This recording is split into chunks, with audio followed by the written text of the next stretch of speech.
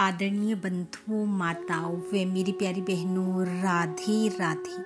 आप सभी का हमारे YouTube चैनल जीवन की धारा पर बहुत बहुत स्वागत है। बंधुओं, आज हम इस वीडियो में लक्ष्मी जी की कथा सुनेंगे, जिसे सुनने सुनाने से घर परिवार पर भगवान श्री हरि नारायण व माँ लक्ष्मी की कृपा सदा बनी रहती है। कथा सुनने के बाद यदि आप हमारे चैनल पर नए हैं तो कृपया हमारे चैनल को सब्सक्राइब करें, बेल आइकन को प्रेस करें ताकि हमारी वीडियो की नोटिफिकेशन सबसे पहले आप तक पहुंचे। वीडियो को शेयर व लाइक भी जरूर करें। कथा के अनुसार एक बार भगवान विष्णु ने देवी लक्ष्मी से कहा, लोगों में कितनी भक्ति बढ़ गई है, वे सारा दिन नारायण नारायण करते रहते हैं। देवी लक्ष्मी बोली, प्रभु वह आपको पाने के लिए नहीं बल्कि मुझे पाने के लिए ऐसा करते हैं। यदि विश्वास ना हो तो परीक्षा हो जाए। भगवान ने एक ब्राह्मण का रूप धरा, एक गांव में पहुँचे और जाकर एक घर का द्वार खटखटाया। एक यजमान बाहर निकला, पूछा, कौन हो, क्या चाहिए? ब्राह्मण वेशधारी भगवान बोले, मैं एक कथावाचक हूँ, तुम्हारे गांव में कथा करना चाहता हूँ। यजमान बोला, ठीक है महाराज, जब तक कथा होगी आप मेरे घर में रहना। गांव के लोग इकट्ठे हुए, सब तैयारी कर दी और कथा शुरू हो गई। भगवान स्वयं कथा कर रहे थे, इसलिए धीरे धीरे कथा में भीड़ बढ़ने लगी। उधर दूसरी तरफ लक्ष्मी जी ने सोचा, चलकर देखना चाहिए कि क्या हो रहा है। माता ने एक बूढ़ी ब्राह्मणी का रूप धरा और गांव में पहुंच गई। माता ने देखा एक स्त्री घर का द्वार बंद कर कहीं जा रही है। माता ने उससे जल मांगा। वह कहने लगी, मुझे कथा में जाना है, देर हो रही है। देवी लक्ष्मी बोली, प्यासी हूँ, थोड़ा जल पिला दो, फिर चली जाना। इस बार स्त्री ने द्वार खोला, लोटा भर जल लाई और ब्राह्मणी रूपधारी माता लक्ष्मी को दे दिया। माता ने जल पिया और लोटा वापस कर दिया।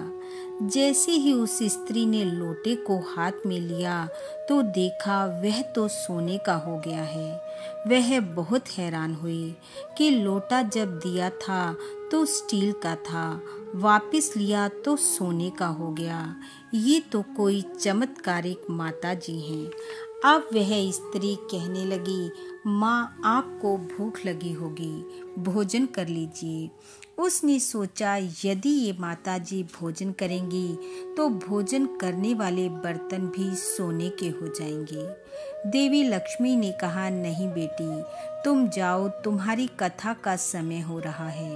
यह सुनकर वह स्त्री कथा में तो चली गई, लेकिन वहाँ उसका मन कथा में ना लगा और उसने आसपास की सभी स्त्रियों को सारी बात बता दी। ये बात सुनते ही सब स्त्रियां कथा सत्संग से उठकर चली गई। अगले दिन कथा में लोगों की संख्या कम हो गई तो भगवान ने पूछा, आज भक्तों की संख्या कम क्यों है?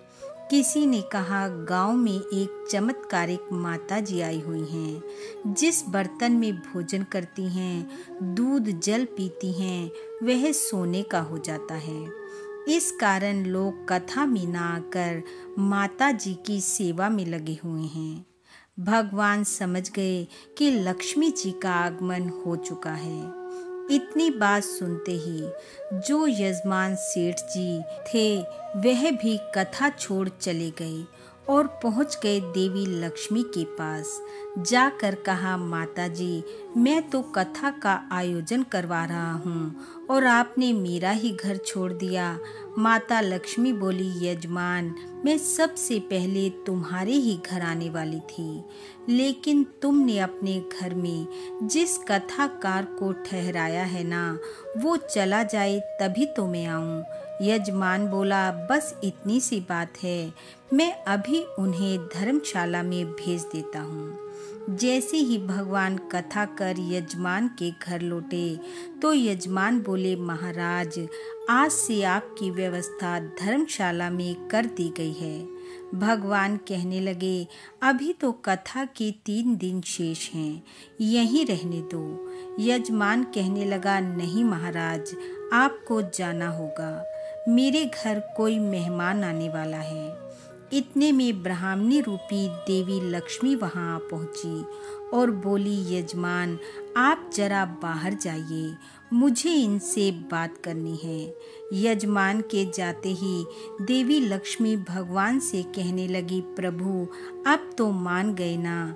भगवान बोले, हाँ लक्ष्मी, तुम्हारा प्रभाव तो है, लेकिन एक बात तुमको भी मेरी माननी पड़ेगी कि तुम तब यहाँ आई जब संत के रूप में मैं यहाँ आया।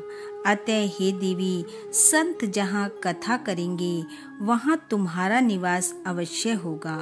यह कहकर भगवान बैकुंठ लौट गए। भगवान के जाते ही जब लक्ष्मी जी चलने लगी तो सब उन्हें रोकने लगी, लेकिन देवी लक्ष्मी यह कहते हुए वहां से चली गई कि लक्ष्मी को पाना है तो हरि गुण गाना है।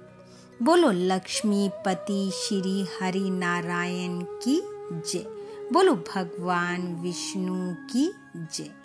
बंधु, भगवान श्री हरि व मां लक्ष्मी की कृपा आप व आपके परिवार पर सदैव बनी रहे।